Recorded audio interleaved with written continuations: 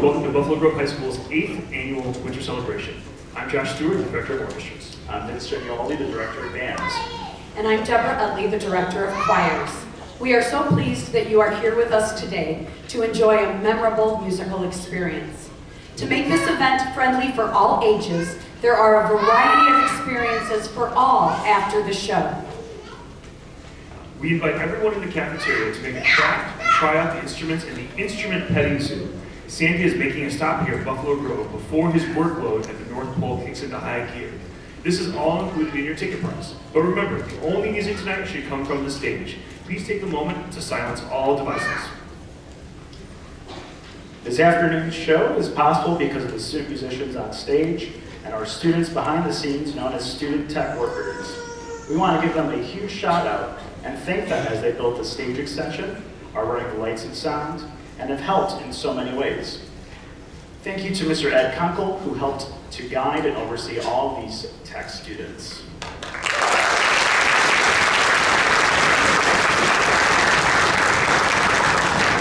We hope today fills you with musical passion, and we encourage you to share that joy through music. If you sing or play an instrument, keep doing it and join us here on stage someday. And if you don't yet sing or play an instrument, give it a try and bring music to each day of your life.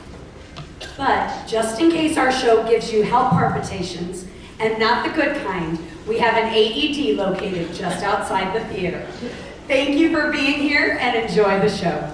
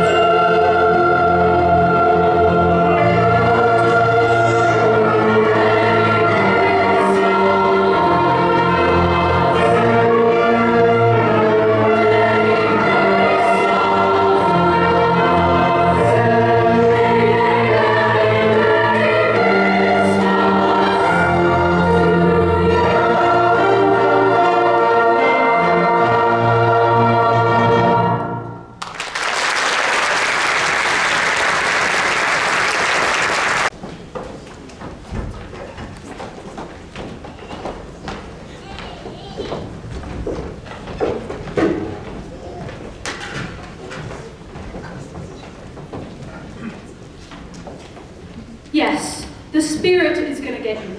Seems like it happens to all of us this time of year. Why, it even happened to Ebenezer Scrooge in Triplicate. But I suppose it's getting ahead of our story. Let's begin by dropping in on Mr. Scrooge at his office, a friendly neighborhood money-lending institution called Scrooge and Marley Ltd. It was late in the afternoon, one very special Christmas Eve. 37, 38. Keep your eyes on your work, Cratchit. Yes, sir. A Merry Christmas, Uncle Ebenezer. Ah, humbug. Save me from Christmas. Uncle, you don't really mean that. Oh, yes, I do. Merry Christmas. What reason do you have to be merry? You're poor enough. Well, then what reason do you have to be miserable? You're rich enough. But there's no such thing, only poor enough. Don't be angry, Unc. What else can I be when I live in a world full of fools blabbering Merry Christmas all the time? What's a Christmas to you? A time for paying bills without money? A time for finding yourself a year older, not a day richer? If I had my way, every idiot who goes around with Merry Christmas on his lips should be boiled in his own pudding and buried with a stake of holly through his heart. Uncle, Nephew! You celebrate Christmas in your way, let me celebrate it in mine. but you don't celebrate it. Why don't you just join us for Christmas dinner? I'll have plenty to keep me busy here at the office. Which reminds me, these are still business hours. Please be good enough to let me get back to work. Good afternoon, sir. Please think about my offer, Uncle Ebenezer. You're always welcome, and you do look like you could use a break. Good afternoon. Merry Christmas to you, Uncle, and to you and your family, Bob Cratchit. Thank you, and you too. And a Happy New Year to all! Good afternoon.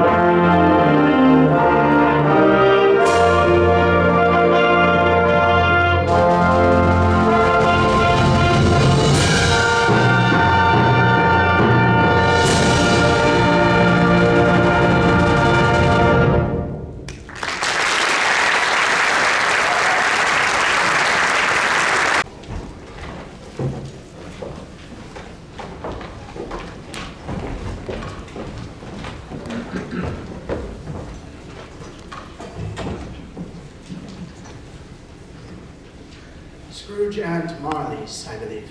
Good afternoon, sir. Do we have the pleasure of meeting Mr. Scrooge or Mr. Marley? Mr. Marley's been dead for 7 years. In fact, he died 7 years ago this very night. No doubt his generosity is well represented by his surviving partner. Mr. Scrooge, at this festive season of the year, some of us are gathering donations to help the poor. What can we put you down for, sir? Nothing, sir. You'd like to remain anonymous? I'd like to be left alone. I don't like myself merry at Christmas, and I can't afford to make island people merry. We do better to decrease the population. Good afternoon. And I suppose you'll want the day off tomorrow, Cratchit? If it's convenient, sir. It's not convenient, and it's not fair. Well, it's only once a year, Mr. Scrooge. That's a poor excuse for a pickings man pocket every 25th of December. I give you one Christmas day and you expect them all. But I suppose I must. Just be here early the next morning. Oh, yes, sir. And thank you, sir. And a Merry Christmas to you, Mr. I mean, I really appreciate it, sir. All right. You can run along, Cratchit. I'll close up the vault for the night. Yes, sir. And thanks again, sir.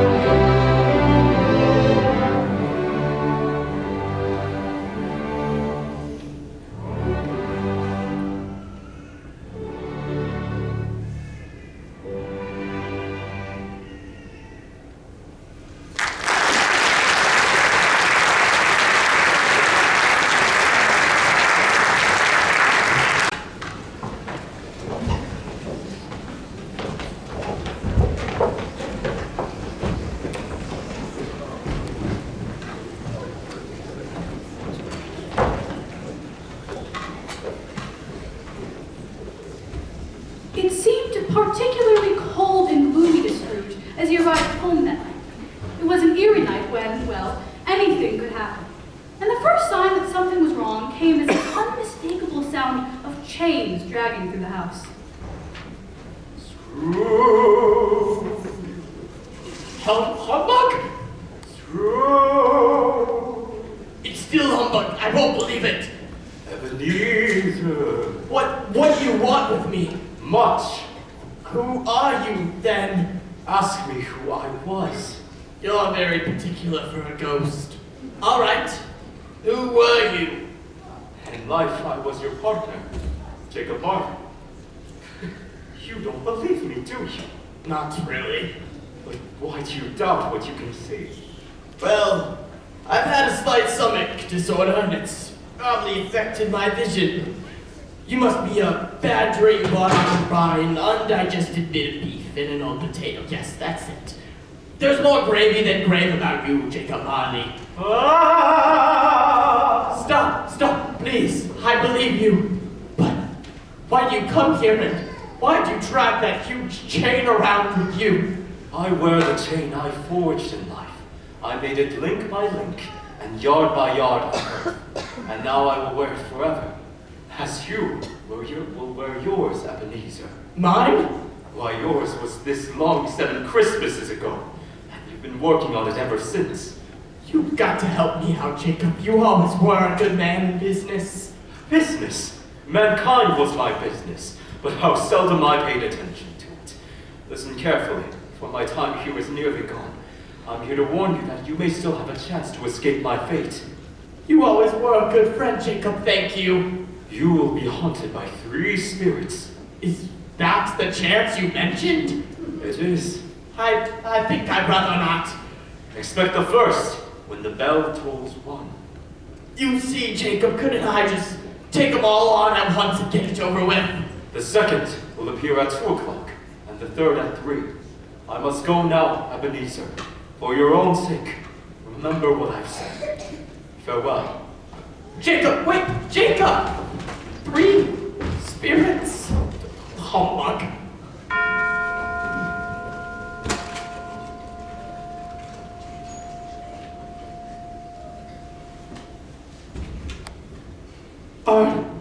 Are you the spirit I was warned about?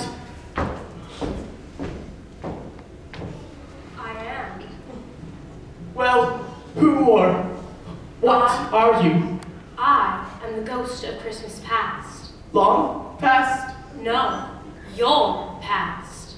But why exactly are you here? For your welfare. I appreciate that, but a good night's sleep might do more for my welfare than... Let's call it your redemption, then. Rise and walk with me. Where are we going? You'll see.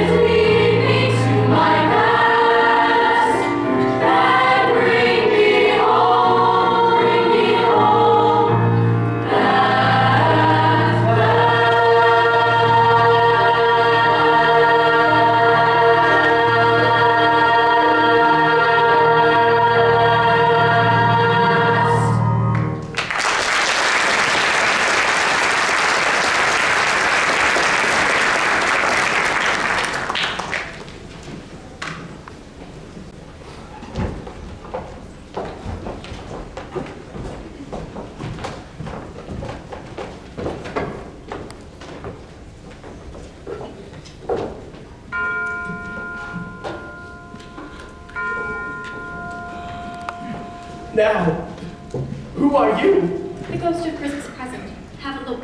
You've never seen anything like me before, have you? Never. Then you've never bothered to meet any of my older brothers and sisters? I don't think so. How many brothers and sisters do you have? Oh, nearly 2,000. Now, that's a lot of mouths to feed. Every year at Christmas time, one of us drops in on this planet to help solve some of its biggest problems. That's why I'm here to see you, Scrooge. Miss, I can assure you that after the lessons I've learned from visiting the past, Scrooge, you've just begun to learn about the real world. Come with me and I'll show you what I mean.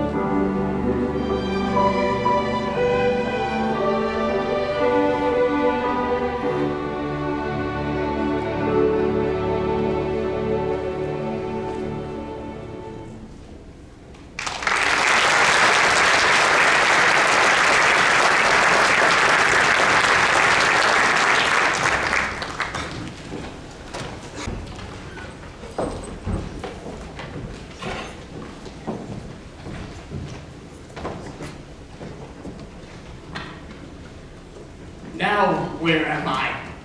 I'm not surprised you don't recognize the luxurious surroundings of the Robert Cratchit mansion. I've never met his family.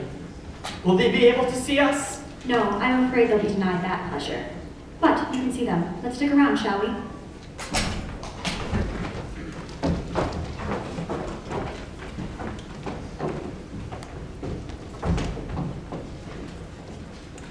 Hurry and set the table, children. Your father and Tiny Tim will be home any minute. Yes, Father. Get the stuffing. There they are.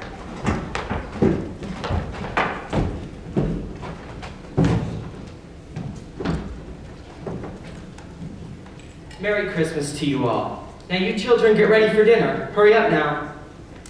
And how was little Tim today? Good as gold, and better. Somehow, he gets thoughtful sitting by himself so much, and he thinks of the strangest things you've ever heard. Coming home, he told me he hoped people saw him today, and would remind them on Christmas Day to be thankful for their blessings. You know, he does seem to be getting better, doesn't he? We're ready for dinner, Father. All set. Peter, help me get ready, Father. Why, thank you, Peter. And now that we're all here, it's time for a toast. A Merry Christmas to us all, and a Merry Christmas to the founder of our feast, Mr. Ebenezer Scrooge. The founder of our feast, indeed. I wish he were here right now. I'd give him a piece of my mind to feast on. My dear, the children, it's Christmas. It would have to be Christmas Day to toast the health of such a hard, stingy, unfeeling man as Mr. Scrooge. You know he is, Robert. No one knows it better than you, poor dear. But Christmas Day, Children, we shall toast your father for all the love and happiness he has given us, and to Tiny Tim for the good health he deserves. And since it's Christmas, I'll even drink to that old miser, Mr. Scrooge. A Merry Christmas to us all. Merry Christmas. God bless us, every...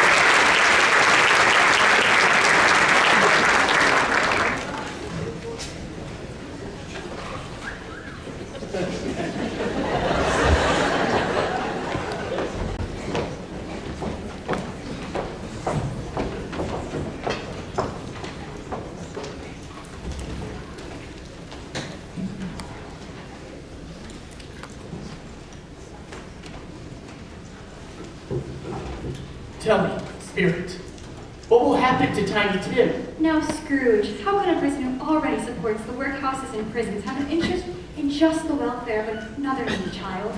Now, never mind that. Will he die? Oh, without proper treatment, perhaps. But Scrooge, that would help decrease the surplus population that you care so much about. We have to go. It's time for me to leave you. But you've shown me so much. I want to learn more. Remember, Scrooge, there's never enough time to do all you want. And suddenly, it's too late.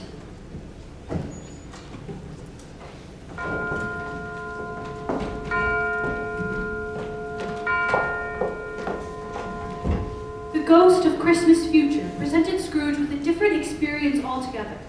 He was a dark, faceless phantom, shrouded in black, and scattering gloom and mystery wherever he walked. By now, Scrooge was anxious to make the most of his time in the spirit world, and followed him willingly, though the phantom never spoke a word. Back at the Cratchit house, they found a small vacant seat by the fireplace, and a crutch, without an owner, carefully preserved. As they traveled along, Scrooge would plead with the phantom for an answer. Are these the shadows that will be? Or things that may be? But he received no answer.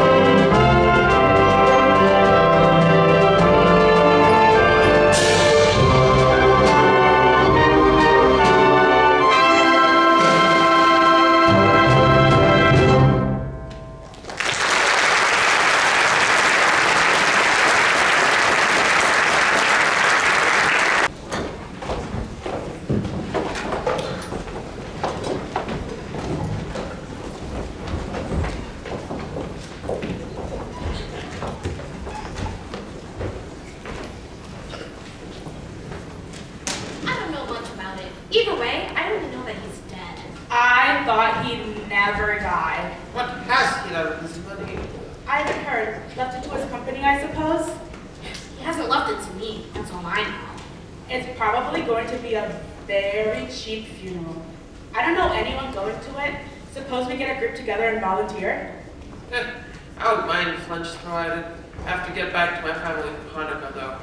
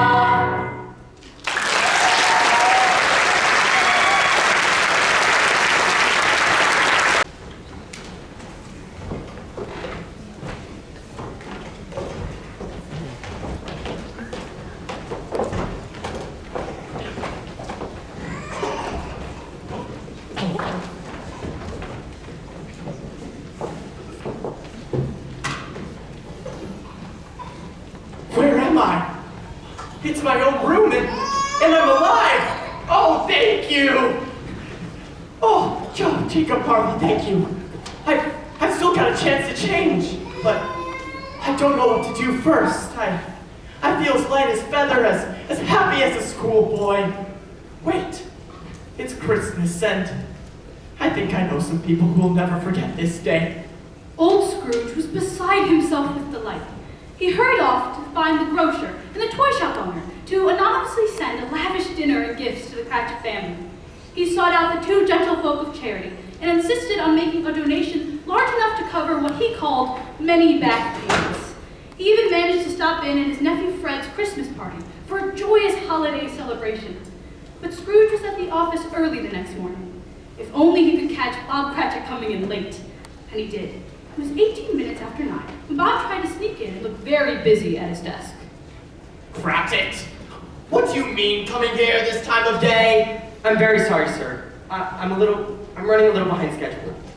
You are, yes, I think you are. Step this way, please. It's only once a year, sir. It won't happen again. I'll tell you what, my friend, I'm not going to stand for this sort of thing any longer. And therefore, I'm about to raise your salary. What? A Merry Christmas, Bob. A merrier Christmas than I've given you many a year.